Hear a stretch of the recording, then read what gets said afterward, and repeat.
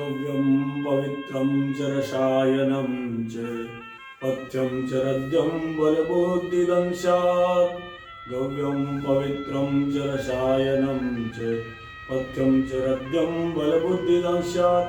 आयुप्रदं रक्तविकारहारी आयुप्रदं रक्तविकारहारी त्रिदोषरदरोगविशापहंसात्।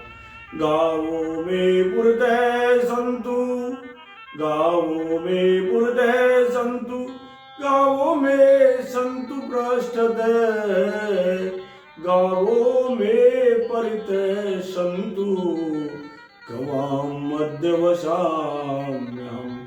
गावो मे परितः सन्तु गवां मध्यवसाम्यहम्। नमो गोभ्य श्रीमतीभ्य सौरभैभ्यम एवं च नमो ब्रह्मसुताभ्यश्च पवित्रेभ्यो नमो नमः।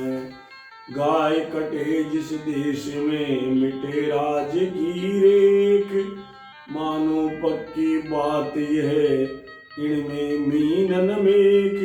गाय कटे जब देश में मिटे राज की रेख, गाय नमन हो जिस घड़ी धराधर्म खिल जाए। उमड़ घुमड़ बादल पड़े देव पुष्प बरसाए। उमड़ घुमड़ बादल पड़े देव पुष्प बरसाए। सियापति रामचंद्र की जय, उमापति महादेव की जय, श्री नंदी भगवान की जय, जगत जननी गौ माता की जय, बछड़ी भगवान की जय, बछड़ा भगवान की जय, समग्र भारतीय गोवंश की जय। एक अद्भुत चर्चा आज जो हम करने जा रहे हैं, ये जो चित्तौड़ में नीलिया महादेव गौशाला वालों ने प्रकल्प प्रारंभ किया, ईसीएस के द्वारा जनता को जोड़ना, बैंकिंग सिस्टम से गौशाला में दान के लिए प्रेरित करना, आज हम उसकी चर्चा करेंगे। आखिर इसका विधान क्या है? आखिर ये वर्तमान जो प्राचीन ज्ञान से प्रस्फुटित हुआ, इसका आधार क्या है? कहीं ऐसा तो नहीं कि जबरन बस यूं ही चल रहा है? सब कुछ शास्त्र में क्या लिखा हुआ है, क्या प्रमाण है, क्या पुण्य है, क्या फलश्रुति है, इसको जाने बिना फिर आनंद नहीं आता। आज ये बच्चे गांव गांव में घूम रहे हैं, श्री राम जी का नाम लिए घूम रहे हैं, चार भुजा नाथ का सहस्त्र दर्शन करा रहे हैं और घर घर जाकर कह रहे दीपक ले लो, दीपक ले लो। आधे तो पागल हो गए, कहते हैं चार भुजा नाथ ले लो, चार भुजा नाथ ले लो। कोई कोई कहता है ठाकुर जी ले लो, ठाकुर जी ले लो, माथे पर रखकर जैसे वो बालिका चली थी और फल तो बेचने जा रही थी लेकिन भूल गई, कहती है गोविंद ले लो, दामोदर ले लो, माधव ले लो। वैसे ये बच्चे करते जा रहे हैं, चार भुजा नाथ ले लो। समझ में सोचो तो बहुत अटपटा लगता है, लेकिन सत्यता यही है। और वो सोचने समझने के लिए अनुसंधान चाहिए, अनुसंधान के लिए जन संवाद चाहिए, आम जन से जुड़ना चाहिए, आम जन के हृदय में बैठना चाहिए, आम जन के अनुभव का लाभ लेना चाहिए। जब आम जन का अनुभव आपके साथ संवाद बनेगा, बीच में गैया मैया होगी, तो मान के चलिए आपको परिणाम में क्या मिलेगा? अनुसंधान मिलेगा। उसका नाम गवेषणा है। रिसर्च नहीं होगा, गवेषणा होगी। गाय के पीछे चलना ही अनुसंधान है। और उस अनुसंधान तक जाने के लिए सबसे पहले उस उत्तम बुद्धि वाली, नमो गोभ्य श्रीमतीभ्य, उत्तम बुद्धि वाली श्रीयुक्त सुरभि माता को हम प्रणाम करें। ब्रह्मा जी की पुत्रियों को प्रणाम करें जो अति पवित्र है और गौ माता के रूप में हमें आशीर्वाद दे रही है। दूसरा संकल्प हम क्या लें? जैसे ये बच्चे कर रहे हैं वैसा ही हम करें। हमारे आगे गाय हो, हमारे पीछे गाय हो, हमारे चारों तरफ गाय हो, बस गाय ही गाय हमारे चारों तरफ हो। गावों में पुरतः संतु, गावों में संतु पृष्ठतः, मेरे आगे गाय, मेरे पीछे गाय। गावों में परितः संतु गवां मध्य वसाम्यहम्, मेरा वास गायों के बीच, अर्थात मैं अपना कुछ समय गौशाला में निकालूं। यह गाय जहां नहीं है वहां मैं गाय की सेवा में कुछ समय निकालूं, क्योंकि जैसे ही मैं समय निकालूंगा मेरा उद्धार हो जाएगा, मुझे गाय के गब्बे मिलेंगे। ये जो गोबर की कथा है ना, बड़ी सारवान कथा है। मुझे गब्बे मिलेंगे। और गब्बे क्या होते हैं?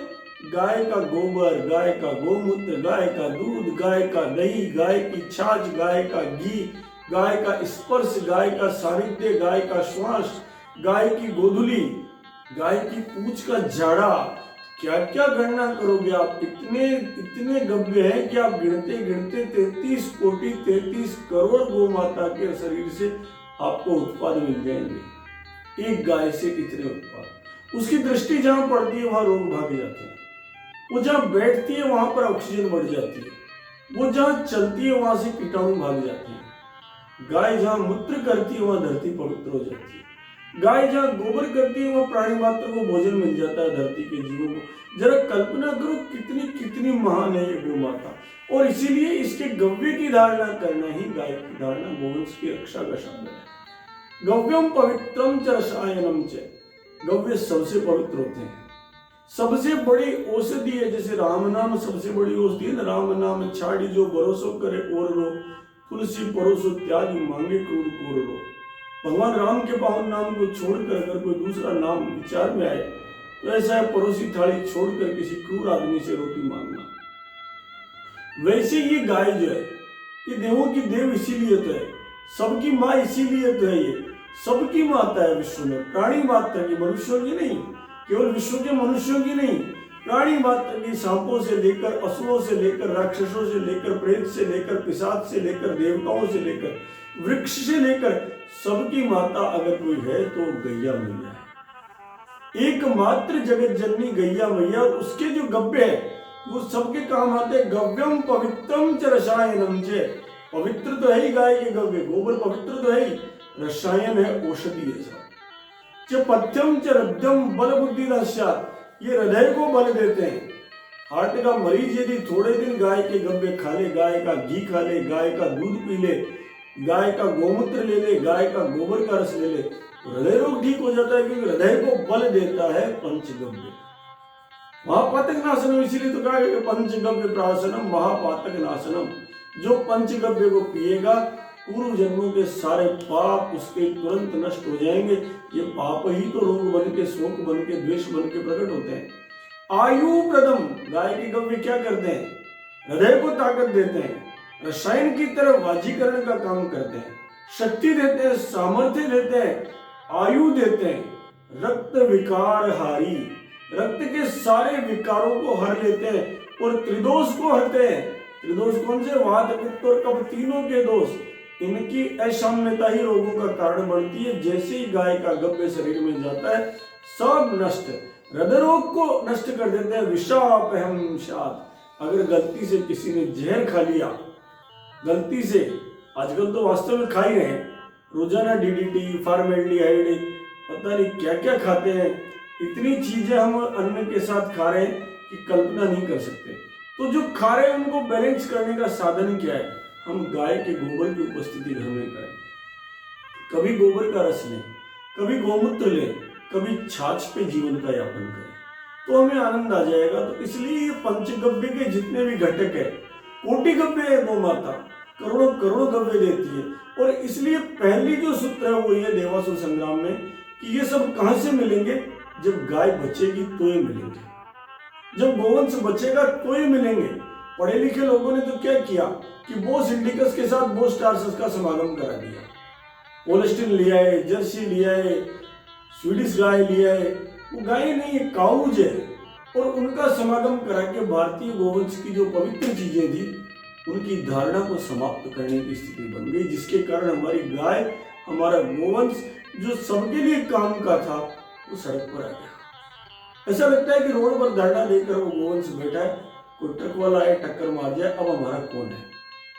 और ट्रक वाला भी इतना समझदार है, चाहे उसका ट्रक उलट जाए साहब, गाय के टक्कर नहीं मारती। बड़ा ट्रक उलट जाए चाहे उसका 14 चक्कों का, लेकिन गौ माता जहाँ दिख गई वहां वो ट्रक वाला प्राणपण से उस गाय को बचाता है। ये हमारे संस्कार है, ये व्यवस्था और व्यक्ति का जो प्रश्न है इसमें हम तय करें।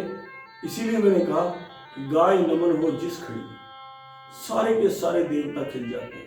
उमड़ घुमड़ बादल पड़े, देव पुष्प बरसाए, अपने आप पर्जन्य मेघ आते हैं जब गाय की सेवा होती है। अपने आप देवता नमन करते हैं, लेकिन अगर गाय कटे तो मान के चलो, मानो पक्की बात ये इनमें मीन न मेख, गाय कटे जब देश में मिटे राज की रेख। अगर गाय कटने लग गई तो राज्य सत्ता का क्षरण प्रारंभ हो जाता है।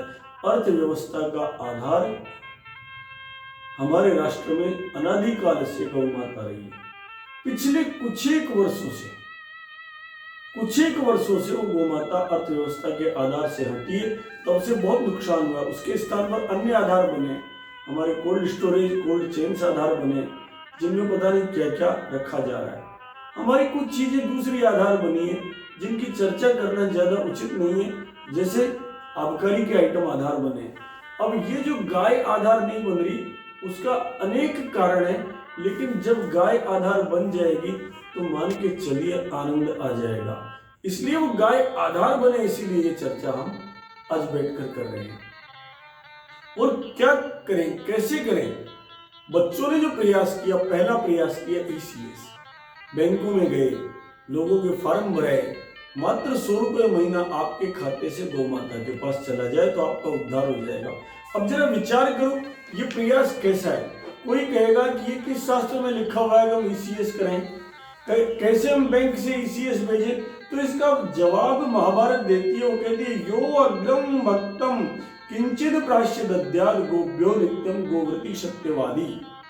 अगर कोई व्यक्ति अपने संसाधनों में से किंचित प्राश्य, छोटा सा टुकड़ा, छोटा सा अंश यदि गौ माता को नित्य भेंट करता है तो मान के चलिए सब को गोव्रती कहलाता है, मान के चलिए वो सत्यवादी कहलाता है, मानकर चलिए उसे प्रतिवर्ष 1000 गाय के दान करने का पुण्य प्राप्त होता है। शांतो लुब्धो गो सहस्त्रश्च पुण्य संवत्सरेणानुप्यात सत्यशील है। उस व्यक्ति को 1000 गाय के दान का फल मिलता है। जो व्यक्ति केवल बैंक के द्वारा या कैसे भी दान पात्र के द्वारा नियमित रूप से गौ माता के लिए दान करता है, उसको शुद्ध लाभ मिलता है। ये शुद्ध गणित इसलिए बता रहा हूं कि लोग प्रश्न करते हैं कि आखिर ऐसा क्यों कर रहे हो तुम?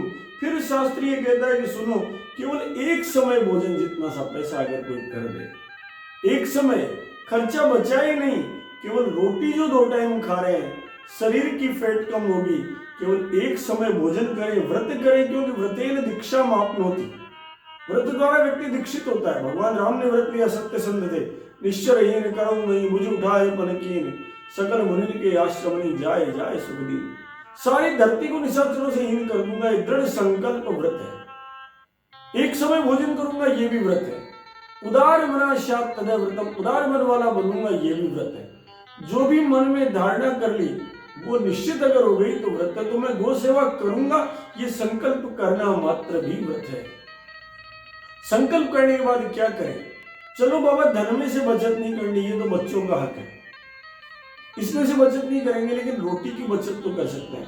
हम एक समय भोजन करेंगे। हमारे यहाँ परंपरा थी साहब, पहली रोटी गाय की, आखिरी रोटी कुत्ता भगवान की, थोड़ा दाना पिपीलिका देवी को, चींटी को दाना देते थे हमारे यहाँ, एक अंश कौवे को खिलाते थे, और एक अंश जो भी अभ्यागत अतिथि आ गया बिना बुलाए, उस अतिथि को रोटी खिलाते थे। ये जब तक 5 को रोटी खिलाते रहे, ये पंच महाबली चलती रही, तब तक भारत राष्ट्र में ना सुख था, ना दुख था, ना द्वेष था, ना कोई कष्ट था।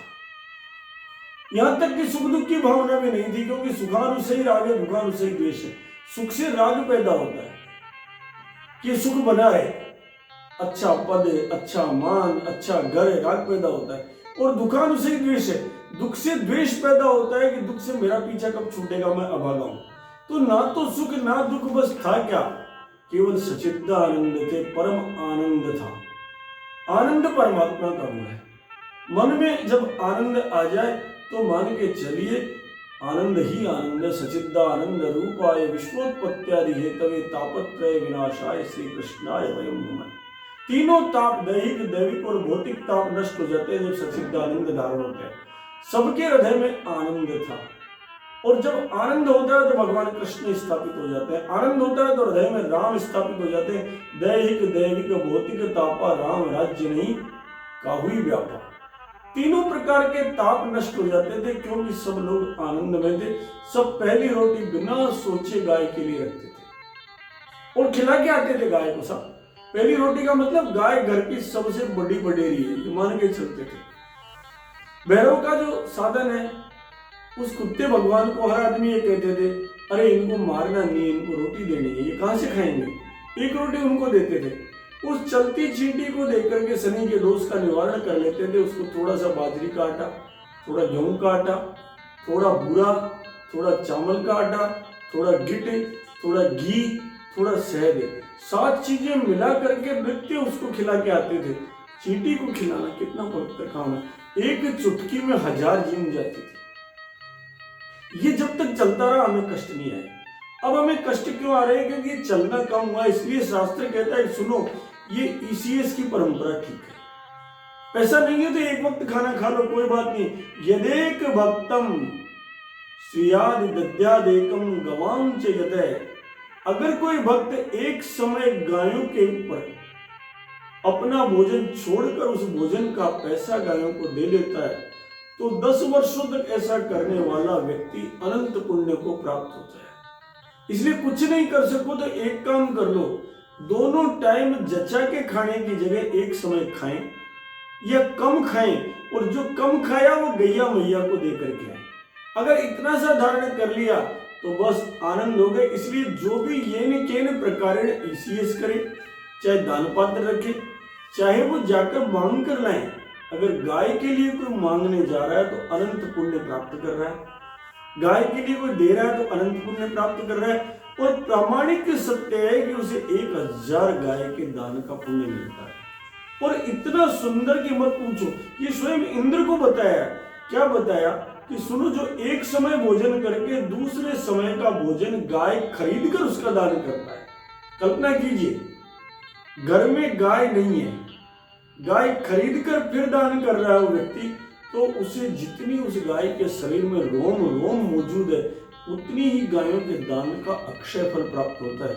मैं नहीं कह रहा, ये शास्त्र प्रमाण है। एकेनेव च भक्तेन ये कृत्वा गाम प्रयच्छति, जिसके पास कुछ नहीं है जो तो दे ही दे, नहीं है अगर किसी ने भूखा रह करके गाय के लिए धन इकट्ठा किया, सोचा एक गाय 50,000 की आती है तो मैं इतना अन्न नहीं खाऊंगा कि 50,000 बचे, कम खाऊंगा, और उस 50,000 की गैया मैया अगर दान कर दी तो यावंती तस्या रोमाणी संभवंती सत्कृतो। हे इंद्र देव, जितने उस गाय के शरीर में रोम है उतना ही गायों के दान का उस गरीब व्यक्ति को पुण्य मिल जाएगा, मन के धनी को पुण्य मिल जाएगा।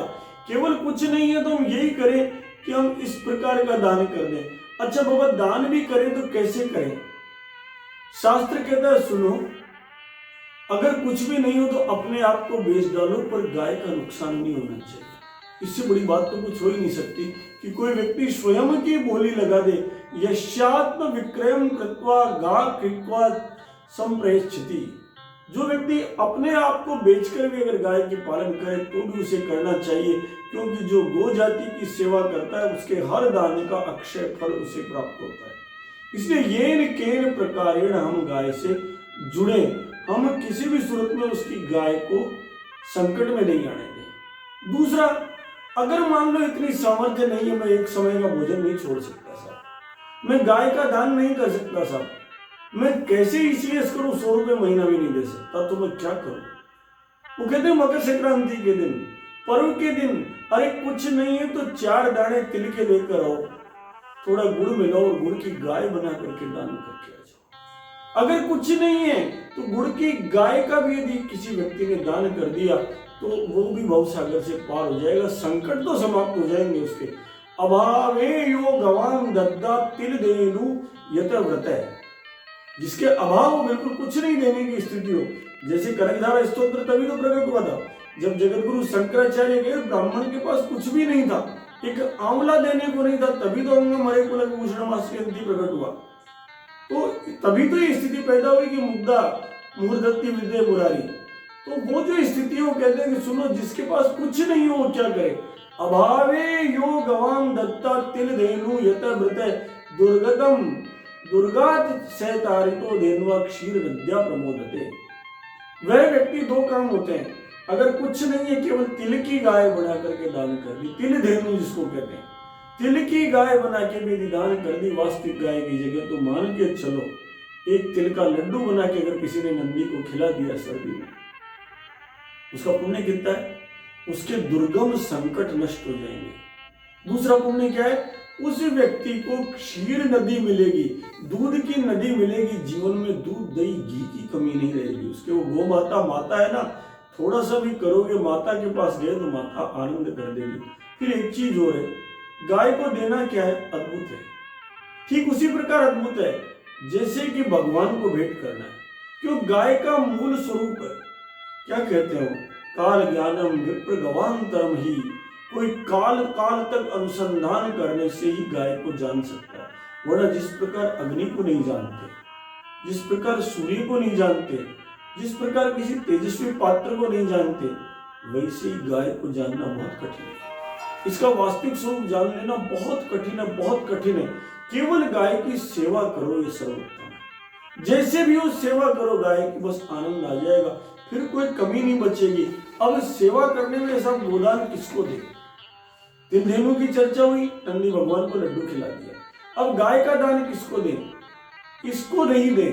क्या केवल ब्राह्मण को दे, या ब्राह्मण से इतर भी कहीं गाय का दान दिया जा सकता है? तो शास्त्र बहुत बहुत सहज है। शास्त्र कहते हैं, सुनो जैसा देश काल कहे वैसे ही गैया मैया का दान कर दो। किस किस को दे सकते हो? पहला दान, जो वेदपाठी ब्राह्मण है, वेदज्ञ ब्राह्मण है, नित्य होने के लिए उसको यदि गौदान करते हो बहुत पुण्य मिलेगा। दूसरा, जो आजीविका का आकांक्षी है, जो बेरोजगार है, उसको आप गैया मैया दान करोगे तो ऑमलेट की ठेला मत लगा, तू गाय पाल, तू आनंद करेगा, तो मान के चलो आपको अक्षय पुण्य मिलेगा। मैं नहीं कहता, ये महाभारत कहती है, व्रति ग्लाने सीदति चाति मात्रम, जिसकी वृत्ति गल गई हो, जिसके पास साधन नहीं हो ना, जीविका क्षीण हो गई हो, अत्यंत दुर्बल हो, उसको आप गौदान कीजिए। कोई जाति का भेद नहीं है। उसको कहिए तू गाय पाल गाँव में, तू डैडी में गाय पाल, तेरा उद्धार हो जाएगा। तीसरा किसको कहें? जो खेती करने का उत्सुक है उसको गौदान कीजिए।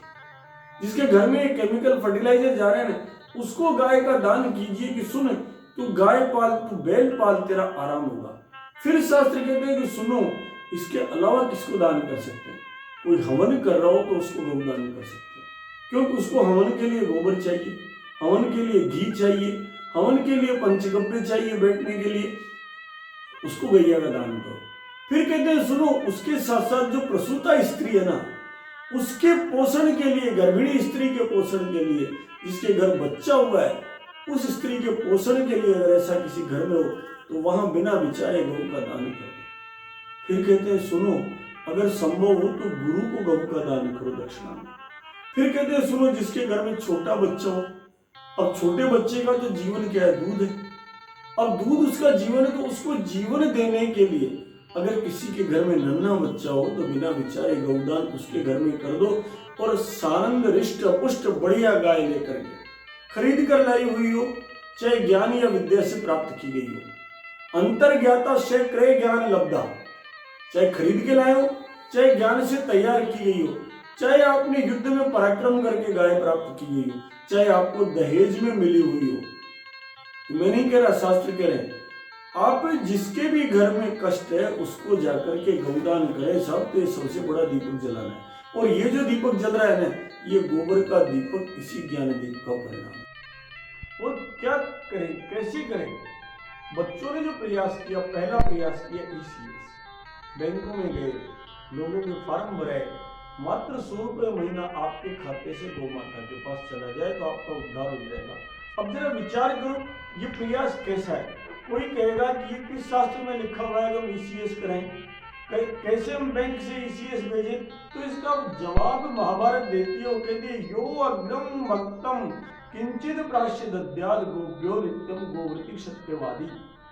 अगर कोई व्यक्ति अपने संसाधनों में से किंचित प्राश्य, छोटा सा टुकड़ा, छोटा सा अंश यदि गौ माता को नित्य भेंट करता है तो मान के चलिए सब वो गोवृति कहलाता है, मान के चलिए वो सत्यवादी कहलाता है।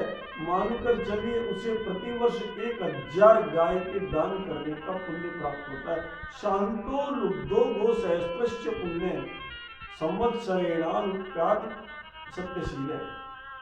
उस व्यक्ति को 1000 गाय के दान का फल मिलता है। जो व्यक्ति केवल बैंक के द्वारा या कैसे भी दान पात्र के द्वारा नियमित रूप से गौ माता के लिए दान करता है उसको शुद्ध लाभ मिलता है। ये शुद्ध गणित इसलिए बता रहा हूँ कि लोग प्रश्न करते हैं कि आखिर ऐसा क्यों कर रहे हो तुम। फिर शास्त्र ये कहता है कि सुनो, केवल एक समय भोजन जितना सा पैसा अगर कोई कर दे, एक समय खर्चा बचाए नहीं, केवल रोटी जो 2 टाइम खा रहे हैं, शरीर की फैट कम होगी, केवल एक समय भोजन करें, व्रत करें, क्योंकि व्रतेन दीक्षा माप्नोति। व्रत द्वारा व्यक्ति दीक्षित होता है। भगवान राम ने व्रत लिया, सत्य संग थे, निश्चरहीन करो वही मुझे उठाए पलकीन, सकल मुनि के आश्रम जाए जाए सुखदीन। सारी धरती को निशाचरों से हीन कर दूंगा, ये दृढ़ संकल्प व्रत है। एक समय भोजन करूंगा, ये भी व्रत है। उदार मना स्यात् तद व्रतम, उदार मन वाला बनूंगा, ये भी व्रत है। जो भी मन में धारणा कर ली वो निश्चित अगर हो गई तो व्रत है। तो मैं गो सेवा करूंगा, ये संकल्प करना मात्र भी व्रत है। संकल्प करने के बाद क्या करें?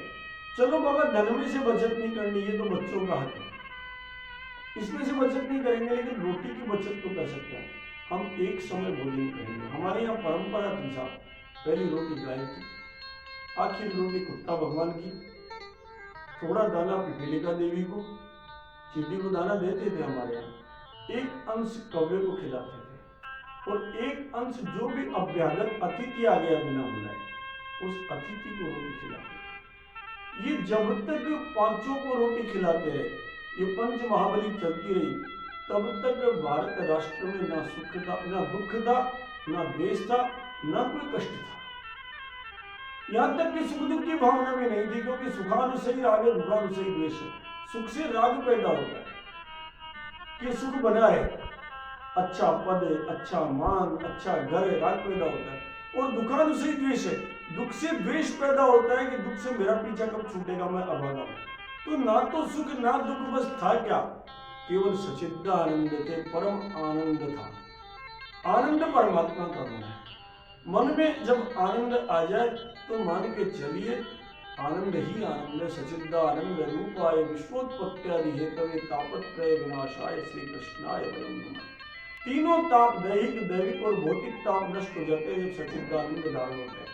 सबके हृदय में आनंद था, और जब आनंद होता है तो भगवान कृष्ण स्थापित हो जाते हैं। आनंद होता है तो हृदय में राम स्थापित हो जाते हैं। दैहिक, दैविक, भौतिक तापा, राम राज्य नहीं काहुई व्यापा।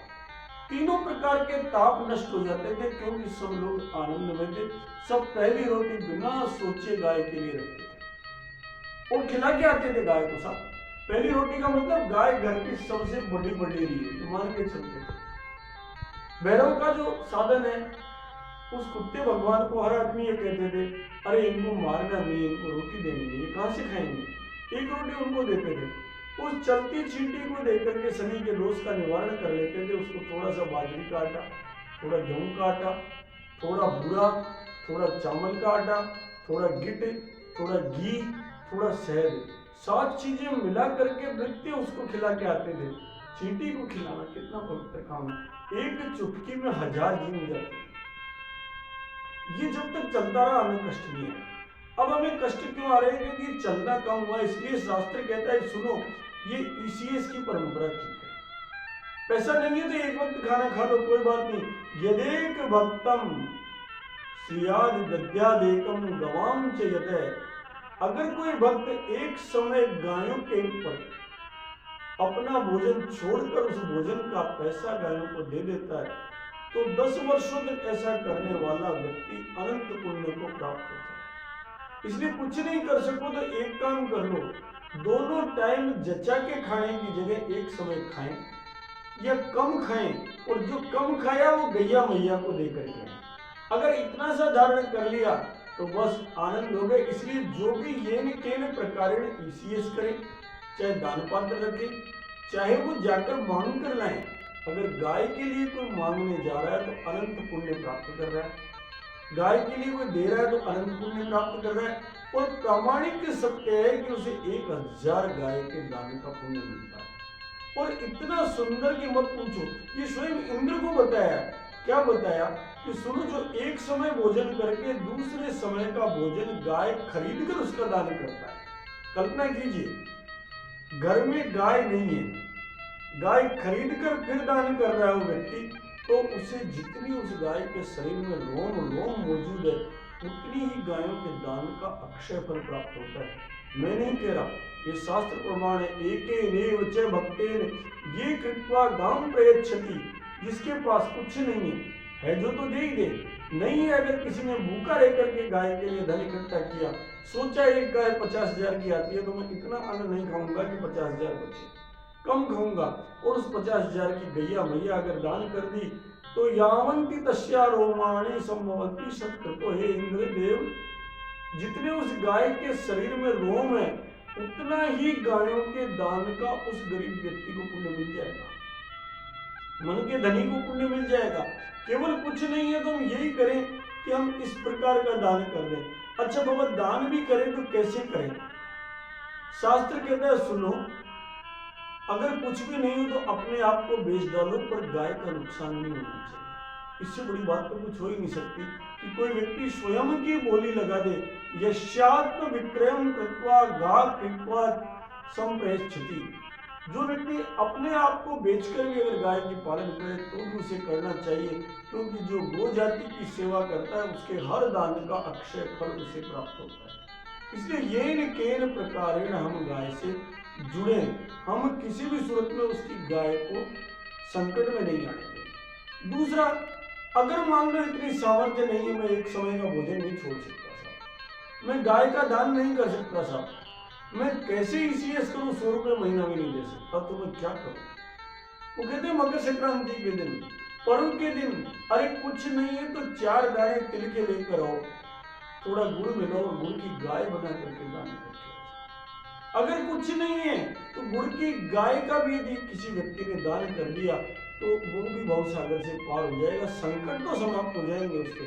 अभावे यो गवाम दद्दा तिल देनु यत व्रत है, जिसके अभाव बिल्कुल कुछ नहीं देने की स्थिति हो, जैसे कनकधारा स्तोत्र तभी तो प्रकट हुआ था जब जगतगुरु शंकराचार्य गए, ब्राह्मण के पास कुछ भी नहीं था, एक आंवला देने को नहीं था, तभी तो अंग मरे कुलक भूषणमासी प्रकट हुआ। तो तभी तो ये स्थिति पैदा हुई कि मुद्दा मूर्धति विद्या मुरारी। तो वो जो स्थिति है वो कहते हैं कि सुनो, जिसके पास कुछ नहीं हो वो क्या करे? अभावे यो गवाम दत्ता तिल धेनु यत व्रत दुर्गतम दुर्गात से तारितो धेनुआ क्षीर विद्या प्रमोदते। वह व्यक्ति 2 काम होते हैं, अगर कुछ नहीं है केवल तिल की गाय बना करके दान कर दी, तिल धेनु जिसको कहते हैं, तिल की गाय बना के भी दान कर दी वास्तविक गाय की जगह, तो मान के चलो एक तिल का लड्डू बना के अगर किसी ने नंदी को खिला दिया सर्दी में, उसका पुण्य कितना है? उसके दुर्गम संकट नष्ट हो जाएंगे। दूसरा पुण्य क्या है? उस व्यक्ति को क्षीर नदी मिलेगी, दूध की नदी मिलेगी, जीवन में दूध दही घी की कमी नहीं रहेगी। उसके वो गौ माता माता है ना, थोड़ा सा भी करोगे माता के पास गए तो माता आनंद कर देगी। फिर एक चीज और है, गाय को देना क्या है? अद्भुत है, ठीक उसी प्रकार अद्भुत है जैसे कि भगवान को भेंट करना, क्यों? गाय का मूल स्वरूप है, क्या कहते हो, काल ज्ञानम विप्र गवांतरम ही, कोई काल काल तक अनुसंधान करने से ही गाय को जान सकता है। बोला, जिस प्रकार अग्नि को नहीं जानते, जिस प्रकार सूर्य को नहीं जानते, जिस प्रकार किसी तेजस्वी पात्र को नहीं जानते, वैसे ही गाय को जानना बहुत कठिन है। इसका वास्तविक स्वरूप जान लेना बहुत कठिन है, बहुत कठिन है। केवल गाय की सेवा करो, ये सब जैसे भी हो सेवा करो, गाय को बस आनंद आ जाएगा, फिर कोई कमी नहीं बचेगी। अब सेवा करने में ऐसा गोदान किसको दे? तिल धेनु की चर्चा हुई, नंदी भगवान को लड्डू खिला दिया। अब गाय का दान किसको दे? इसको नहीं दे, क्या केवल ब्राह्मण को दे, या ब्राह्मण से इतर भी कहीं गाय का दान दिया जा सकता है? तो शास्त्र बहुत बहुत सहज है। शास्त्र कहते हैं सुनो, जैसा देश काल कहे वैसे ही गैया मैया का दान कर दो। किस किस को दे सकते हो? पहला दान, जो वेदपाठी ब्राह्मण है, वेद के ब्राह्मण है, नित्य हवन के लिए उसको यदि गौदान करते हो बहुत पुण्य मिलेगा।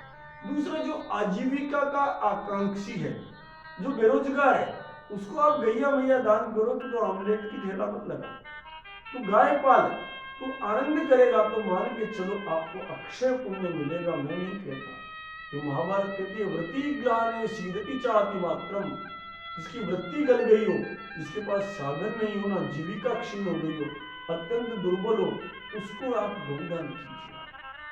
कोई जाति का भेद नहीं है, उसको कहिए तू गाय पाल, तू डैनी में गाय पाल, तेरा उद्धार हो जाएगा। तीसरा किसको कहें, जो खेती करने का उत्सुक है उसको गौदान कीजिए। जिसके घर में केमिकल फर्टिलाइजर जा रहे हैं ना, उसको गाय का दान कीजिए कि सुन तू गाय पाल, तू बैल पाल, तेरा आराम होगा। फिर शास्त्र कहते हैं कि सुनो, इसके अलावा किसको दान कर सकते हैं, कोई हवन कर रहा हो तो उसको गौदान कर सकते हैं, क्योंकि उसको हवन के लिए गोबर चाहिए, हवन के लिए घी चाहिए, हवन के लिए पंचगव्य चाहिए बैठने के लिए, उसको गैया का दान करो। फिर कहते हैं सुनो, उसके साथ साथ जो प्रसूता स्त्री है ना, उसके पोषण के लिए, गर्भिणी स्त्री के पोषण के लिए, जिसके घर बच्चा हुआ है, उस स्त्री के पोषण के लिए अगर ऐसा किसी घर में हो तो वहां बिना विचारे गौ का दान करो। फिर कहते हैं सुनो, अगर संभव हो तो गुरु को गौ का दान करो दक्षिणा। फिर कहते हैं सुनो, जिसके घर में छोटा बच्चा हो, अब छोटे बच्चे का तो जीवन क्या है, दूध है, अब दूध उसका जीवन है, तो उसको जीवन देने के लिए अगर किसी के घर में नन्हा बच्चा हो तो बिना विचारे गौदान उसके घर में कर दो। और सारंग रिष्ट पुष्ट बढ़िया गाय लेकर के खरीद कर लाई हुई हो, चाहे ज्ञान या विद्या से प्राप्त की गई हो, अंतर ज्ञाता से क्रय ज्ञान लब्धा, चाहे खरीद के लाए हो, चाहे ज्ञान से तैयार की गई हो, चाहे आपने युद्ध में पराक्रम करके गाय प्राप्त की गई हो, चाहे आपको दहेज में मिली हुई हो। मैं नहीं कह रहा, शास्त्र कह रहे, आप जिसके भी घर में कष्ट है उसको जाकर के गौदान करें साहब, तो सबसे बड़ा दीपक जलाना है। और ये जो दीपक जल रहा है ना, ये गोबर का दीपक इसी ज्ञानदीप का परिणाम है। ये वही राम नाम है जो गाय की सेवा से स्वतः प्रकट होता है जीवन में।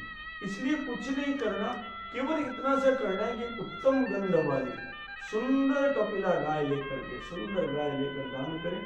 और दान करने का साधन क्या है, सीधा सीधा साधन है, एक समय भोजन करके पैसा बचाए, चाहे दहेज में आई हुई गाय को दान करें, विवाह संबंध के समय निवेदन करें कि आप संकल्प करके गौदान दीजिए, उस गाय को, संवत्सर गाय को बचने समय उस गाय को यथेष्ट गौशाला में दान करें। तो मान के चलिए ना, आनंद आएगा साहब। और उसकी विधि भी ऐसी है कि उसको तृप्त करें, भूसा खिलाएं, चारा खिलाएं, पूर्ण तृप्त करें, स्वयं पृथ्वी पे शयन करें, उसके बाद उस गाय को आप दान दें। इस प्रकार जब हमारा भाव होगा तो मान के चलिए आपको आनंद आ जाएगा। केवल गाय नहीं, हमारे यहाँ बैल के दान का भी विधान मिलता है कि व्यक्ति को अपने जीवन में बैल का दान भी करना चाहिए। बैल का दान 100 गायों के दान के बराबर पुण्य मिलता है। इसलिए जो खेती कर रहे हैं उनको हम समझाएं कि चलो ट्रैक्टर मत चलो, ट्रैक्टर में डीजल जलता है, गाय का जो बेटा है बैल है, उस बैल भगवान को लेकर के आओ। ये जो बैल जब हल चलाएगा तो गोबर गोमूत्र फ्री में देगा, जितना खाएगा उतने का तो गोबर गोमूत्र दे देगा। आपकी जमीन का सोइल टेक्सचर खराब नहीं होगा, सोइल स्ट्रक्चर खराब नहीं होगा, और जितने नीचे केंचुआ बैठे हैं उनको आराम हो जाएगा। वो सब भोजन करने जहां जहां उसका गोबर गिरेगा भोजन करने आएंगे। जहर का खाना खाने से बच जाओगे, पहले केमिकल डाल रहे हैं, फिर ट्रैक्टर का डीजल और जा रहा है, तो ये सारी चीजों से, इसलिए शास्त्रीय कहते हैं कि सुनो, बैल का दान भी उचित है। अब ये दान उचित है तो क्यों करें, कैसे करें, क्या आवश्यकता है इस दान की? आज के समय में ज्यादा आवश्यकता है, सबसे बड़ी आवश्यकता। इसीलिए ये जो बच्चे निकले हैं ना, ये वानर सेना बहुत बड़ा काम कर रही है। 1008 गांव में ले जाकर गोबर के दीपक जलाना, हर ग्रामीण को परिचय कराना कि सुनो गोबर का दीपक होता है, कितना अद्भुत काम है। और उसके बाद गोबर की ईंट दिखाना, उसके बाद गोबर की धूपबत्ती दिखाना, ये पागलपन नहीं तो और क्या है? ये पागलपन ही शिव तत्व मत्तो मत्त जन है प्रिय, क्योंकि भगवान शिव मत्त है और उनको मत्त ही प्रिय है। तभी तो बाबा तुलसीदास जी ने कहा है, बावरो रावरो नाह भवानी, माँ भवानी ये तेरा पति बावरों का नाथ हो गया, पागल हो गया, बेंडा हो गया है तेरा शिव। दानी बड़ो दिन देत दे बिन वेद बढ़ाई भानी, इतना बड़ा दानी है कि वेद की मर्यादा भी लांघ जाता है। जो आकर के इसके सामने माथा झुकाता है, इसके सामने तो नंदी भगवान बैठे हैं। यह आनंद से उनको आदेश देता है नंदीश्वरों इसे पूर्ण करो। अब नंदी भगवान तो नंदी है महाराज, वो सब पूर्ण कर देते हैं धर्म के साक्षात रूप में ना। जैसे ही कोई शंकर की शरणागति में गया नहीं नंदी भगवान उस लीलिया महादेव के सामने, जैसे ही किसी ने माथा टिकाया तुरंत उसे तृप्त करते हैं, और तृप्त भी ऐसा करते हैं कि आप कल्पना नहीं कर सकते। शिव की दई संपदा देखत श्री शारदा सियानी, बावर रावर नाह भवानी। भगवान शिव जिसको संपत्ति दे उसको देख करके लक्ष्मी सच्चा जाती है साहब, उसको देख करके शारदा मैया सच्चा जाती है कि वर्णन कैसे करूं इस दाता ने जो दे दिया। इसलिए शिव का दिया हुआ दान मत पूछो आप। ब्रह्मा जी महाराज कहते हैं सुनो माता, या तो अपने इस पति को समझा दो, जिनके भाग लिखी लिपि मेरी सुख की नहीं निशानी, तिन रंकन को नाक समारत हो आयो न कमानी। जिनके भाग्य में मैंने सुख का एक शब्द नहीं लिखा, उनके भाग्य सराते सराते उनकी नाक उठाते उठाते मां मैं थक गया पार्वती। कोई आता है एक जल का लोटा एक दूध की धार लगाता है, एक दही की धार लगाता है, ये तो बाबा राजी होकर कह देता है कि जा तेरे को करोड़पति बना दिया। अब बनाना तो मां मुझे है, इसलिए ये अधिकार छोड़िए, ये अधिकार दीजिए। और ये भीख भली में चाहिए मां भीख मांग के खा लूंगा, पर ये ब्रह्मा का काम अब नहीं करूंगा, इस तेरे पति को समझाए। कितने भाव है, प्रेम प्रशंसा विनय व्यंग जित सुनि विधि की बरवानी, तुलसी मुदित महेश मन ही मन जगत मात मुस्कान। प्रेम भी है, प्रशंसा भी है, विनय भी है, सारे भाव है। ऐसे भाव है जैसे केवट के भाव थे। पद कमल धोई चढ़ाई नावन, नाथ उतराई चहो, मोहि राम राउरी आन दशरथ, सपत सब सांची कहो। बरु तीर मारे लखन पे, जब लगिन पाय पखारहूं, तब लगिन तुलसीदास नाथ, कृपाल पार उतारियं। सुन केवट के बैन, प्रेम लपेटे अट पटे, बिहसे करुणा ऐन, चितई जानकी लखन तनु। कृपा सिंधु बोले मुस्काई, सोई करूं जे तब नावन जाई। ये अद्भुत वंदना ही तो है। वो केवट कहता है भगवान राम से, पद कमल धोई बिना, महाराज जब तक चरण नहीं धो दूंगा नाव में नहीं बिठाऊंगा। सुन लेना मेरी बात, चाहे आप कुछ भी करो, मोहे राम राउरी और राजा रामचंद्र जी आपकी सौगंध नहीं बिठाऊंगा। सपत दशरथ आपके पिता दशरथ जी महाराज की सौगंध नाव में नहीं बैठने दूंगा जब तक पैर नहीं बदलूंगा। और लक्ष्मण जी थोड़े से तिरछे होकर देखते हैं तो कहते लक्ष्मण जी तिरछे होकर क्या देख रहे हैं, चाहे तो बाण चढ़ाए मार डाले पर नाव नहीं चलेगी साहब जब तक पैर नहीं धोलेंगे। अब भगवान राम मुस्कुरा के दोनों की तरफ देखते हैं, बोलो लक्ष्मण बड़ा कौन है, कितना सुंदर भक्त है। बोल सीता देखा तुमने, महामाया देख तो सही केवट कितना प्यारा है। और उसके बाद जैसे वो प्रेम लपेटे अटपटे वचन सुनाई देते हैं तो भगवान पता है क्या कहते हैं, अरे भाई दादा भाई तेरी नाव नहीं जाए वो उपाय कर ले। कृपा सिंधु बोले मुस्काई, सोई करूं जय तब नाव न जाए। इन चरणों को धो के पी ले, कोई दिक्कत नहीं है, तू तो धो, क्योंकि चरणों में ही तो सब कुछ है। और जे पद ब्रह्मादिक नहीं धोए, वे पदे केवट मल मल धोए। पाप जन्म जन्म के खोए, उसकी वारी है क्या भगवान सांची, कहो ना बिचारी है क्या। ये भाव जगत है, ये भगवान मुझे पता नहीं आपके चरणों में क्या जादू है। मैंने सुना प्रभु आपके चरणों में जाने बात क्या, पत्थर की शिला नारी बनी, फिर काट की औकात क्या। अरे मेरा यही रोजगार है, रोजगार बिन कहो बात क्या। करिए कृपा मम दीन के संग, इस तरह का घात क्या। अरे मेरी जावे नाव उड़ाई, रोवे बच्चे और लुगाई, मेरे पास न फूटी पाई नाथ, धारी है क्या भगवान सांची, कहो ना बिचारी है क्या। वो ठाकुर सांची तो कह दो क्या बिचारी। मैंने सुना है कि आपके स्पर्श मात्र से अहिल्या तर गई, आप कल्पना करो जिनके स्पर्श से अहिल्या तर जाए, उन्होंने साक्षात गाय के लिए अवतार लिया और मनुष्य रूप धारण कर लिया। इससे बड़ी गाय की महिमा क्या? जिनकी चरण रज का स्पर्श पाते ही अहिल्या जागृत हो गई। ये राम का ही तो आनंद था, उसकी कोई गलती नहीं थी मात्र शक्ति की। इंद्र ने छल कपट किया, कोई घर नहीं जाता था उसके। अन्याय का दोष किस पे लग रहा है मात्र शक्ति में?